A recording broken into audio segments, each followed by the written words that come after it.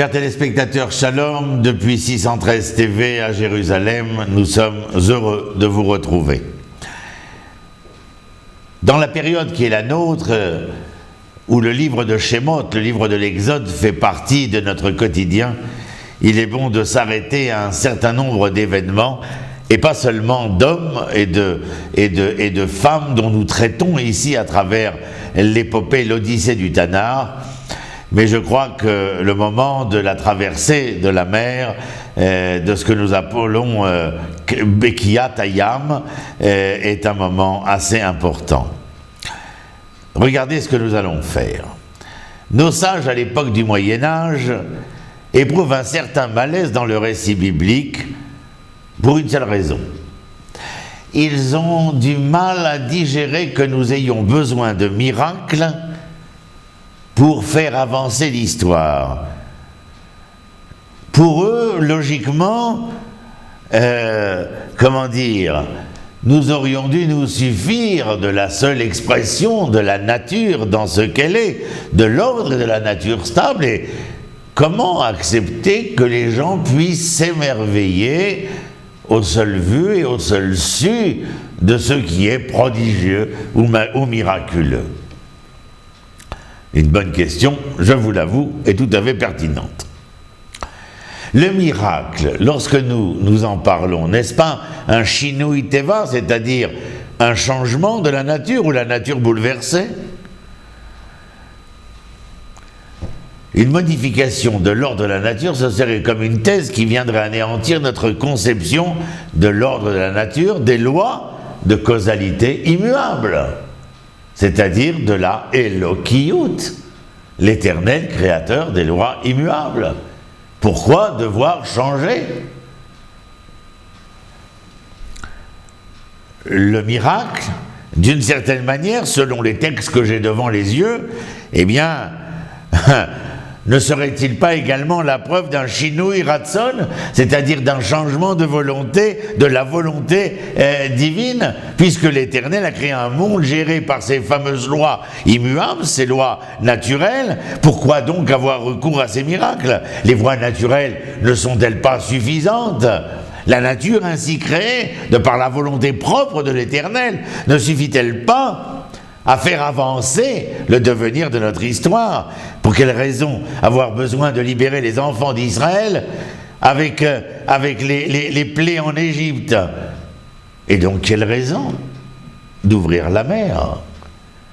Quand j'imagine que derrière cette question, les sages de l'époque du Moyen-Âge, eh bien, pensent que dans le programme original, les enfants d'Israël devaient sortir d'Égypte, mais devaient passer par ce que nous connaissons aujourd'hui, le haut du Sinaï, près de la mer Méditerranée, c'est-à-dire la ville d'El Arish, et ensuite pouvoir rejoindre ce que nous connaissons aujourd'hui sous le nom de la bande de Gaza, et rentrer ainsi sur la terre d'Israël. Bien, je vous l'accorde, c'est parce que l'Éternel a pensé que nous ne serions pas assez courageux pour combattre les Philistins, que les choses ont été détournées. Mais dans l'original, voilà bien quelque chose qui donne raison à nos sages du Moyen-Âge. Nous n'aurions pas eu besoin de ce miracle de la mer Rouge. En vérité, sachez que Yam Souf, c'est la mer des joncs, bien entendu. Le Ralbag, qui est ce que nous appelons en français Gershonide, Dieu peut, bien entendu, comme nous venons de l'exprimer, dans sa programmation de l'histoire, faire en sorte que les choses n'aient pas besoin d'utiliser, comme nous l'avons dit, le miracle. La nature est un instrument extraordinaire, un outil d'une puissance sans pareille. Je suis bien d'accord. Mais le problème est là. Des êtres dont la foi est inconsistante et inconstante n'est pas en mesure de percevoir toute la dimension de la nature. Si, je reprends l'exemple de tout à l'heure, du fait que nous soyons sortis, libérés des carcans de l'Égypte esclavagiste,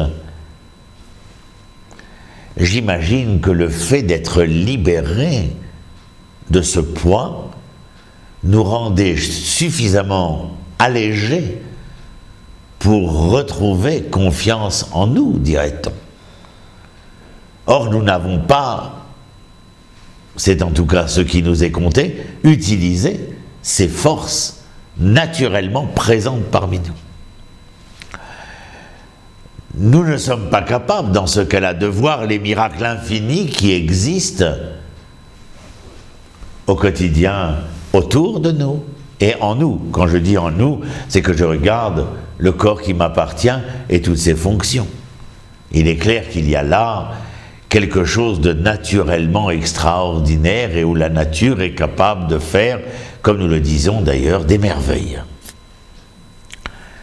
C'est la raison pour laquelle, dans les tfilotes, les prières qui sont les nôtres, eh bien comme dans la Hamida, nous disons ce modim, où nous, je l'ai traduit ici, nous te remercions pour les miracles que tu nous fais chaque jour et pour tes merveilles et les bontés que tu nous fais à chaque instant, soir, matin et après-midi. Ce n'est pas le miracle dans le sens de ce qu'il y a, ou plutôt, ça nous paraît tellement extraordinaire que ce processus si naturel. Et là, nous disons que la nature est prodigieuse. Mais ceux qui ne sont pas capables de comprendre et d'entendre le miracle, le prodige qu'il y a dans l'événement naturel, eh bien, eux ont nécessairement besoin du miracle dans le sens où nous l'entendons dans cette sortie d'Égypte. Parce qu'à ce moment-là, eh bien, seul le miracle, c'est-à-dire le surnaturel, non pas la nature, eh bien, permettrait à la conscience humaine de reconnaître, de comprendre. Mais les sages du Moyen-Âge y voient là un défaut. Le récit du passage de la traversée de la mer des Joncs nous montre que cet événement si extraordinaire, repris même sur la toile hollywoodienne et de nouveau remis à l'ordre du jour sur les écrans cinématographiques, se réalise en 3 étapes, tel que le texte nous le présente, et je l'ai ici devant moi. Les eaux se sont d'abord divisées et la mer s'est transformée en terre ferme. Première étape. Deuxième étape, et les flots devinrent une muraille à leur droite et à leur gauche, sans jamais qu'ils ne puissent s'écrouler, tout du moins, tout le temps où les enfants d'Israël traversaient. Et si là l'eau devient solide, la 3e étape, Moïse étendit sa main sur la mer, et la mer, aux approches du matin, reprit son niveau. On le sait, en ensevelissant les Égyptiens avec. Autant de miracles qui, d'après Gershonide, dans son livre Milchemot Hashem, eh bien, étaient nécessaires, mais seulement afin d'éveiller les âmes faibles à la foi en Dieu.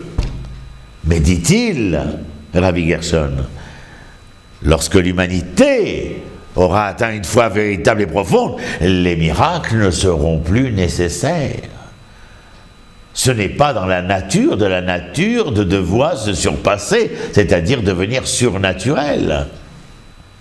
Le Maharal de Prague, lui, par contre, Rabbi Yehuda Leib, au XVIIe siècle, s'oppose à l'opinion du Ralbag, du Gershonide. Dans son livre, le Maharal de Prague écrit un livre qui s'appelle Gvurot Hashem, les puissances de l'Éternel.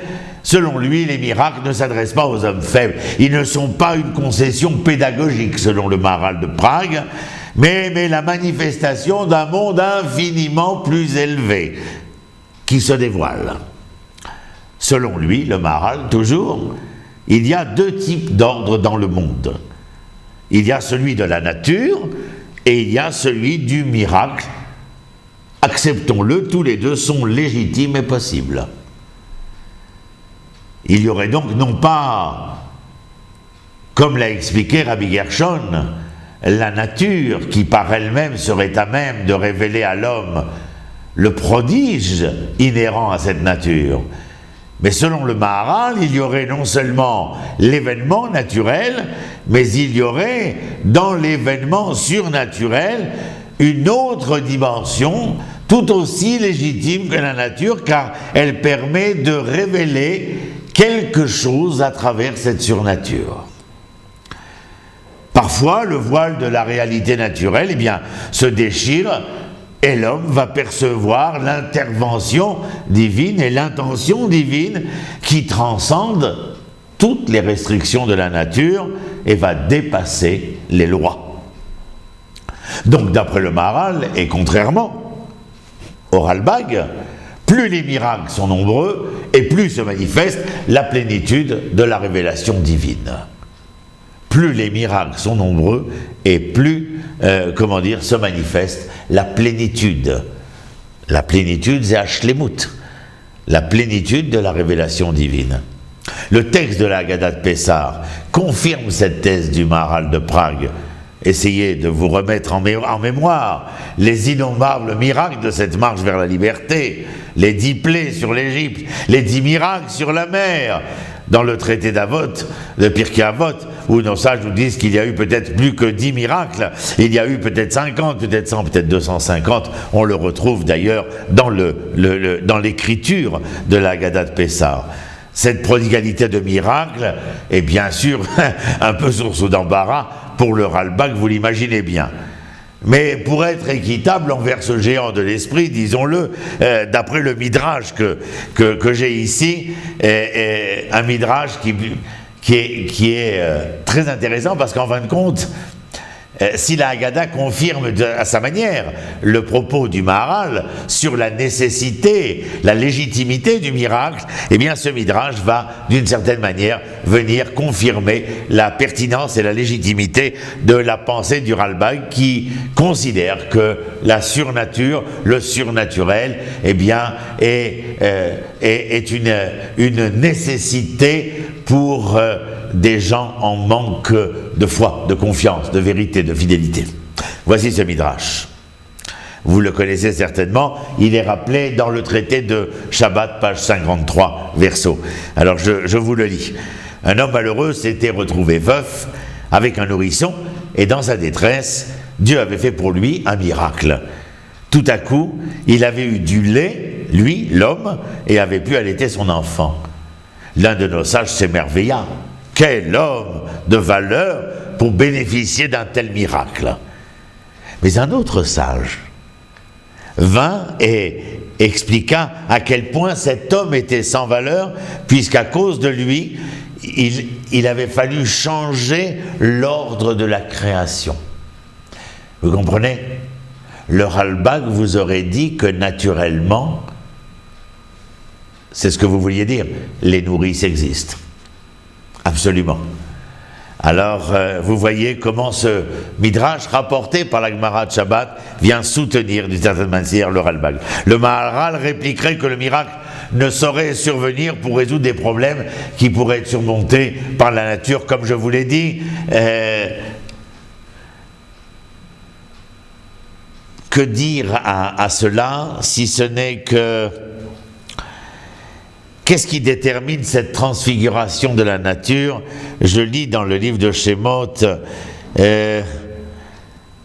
où l'Éternel est absolument interloqué lorsque Moshe se rend auprès de lui, parce que les enfants d'Israël, arrivés devant la mer et poursuivis par les Égyptiens, se trouvent dans un véritable dilemme, et on pourrait dire même cornélien, c'est-à-dire avoir peur de mourir par l'épée ou de mourir noyé.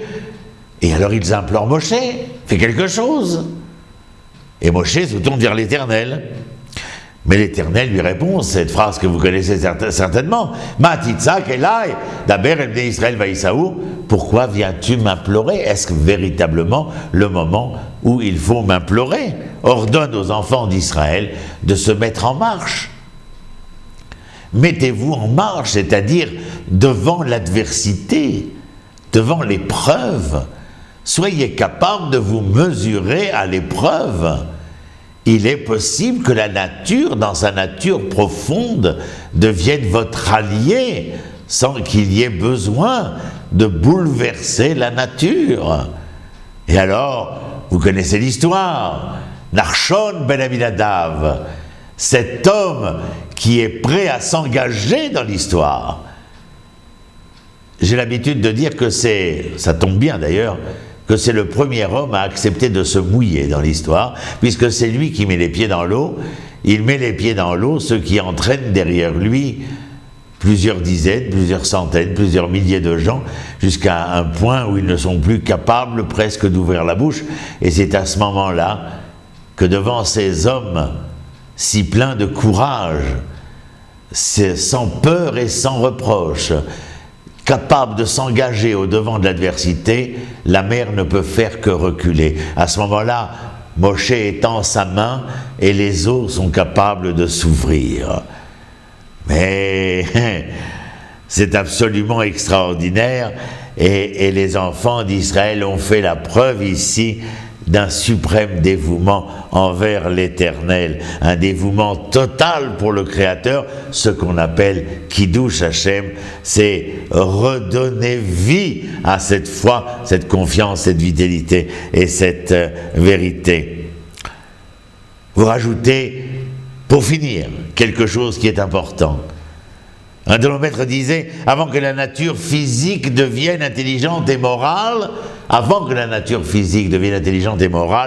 comme dans l'exemple de Nachshon ben Aminadav, il faut tout d'abord que la nature psychique de l'homme, c'est-à-dire sa réflexion, sa pensée, devienne intelligente et morale.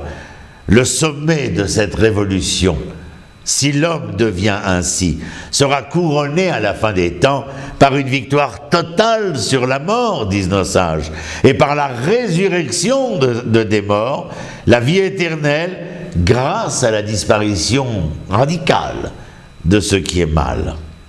En entonnant l'hymne de Az Yashir Moshe, de tout cœur et en plein cœur comme un seul homme, ils ont élevé le cantique de la mer au niveau d'un chant prophétique.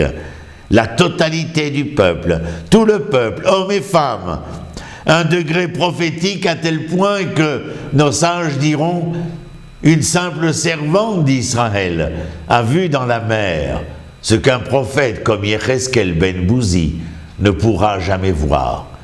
Quel degré cette servante avait-elle été capable d'atteindre parce que l'homme avait été capable d'atteindre dans son psychisme, dans sa manière d'être, dans le comportement de l'être, il avait fait valoir intelligence et moralité à tel point qu'il avait éradiqué le mal et la nature n'avait pu faire preuve en tout cas que de collaboration, que d'obédience, et concernant la mer, que se retirer devant les enfants d'Israël, si courageux, si sans reproche, et si pertinent pour le devenir de leur histoire. Shalom, shalom, à très bientôt.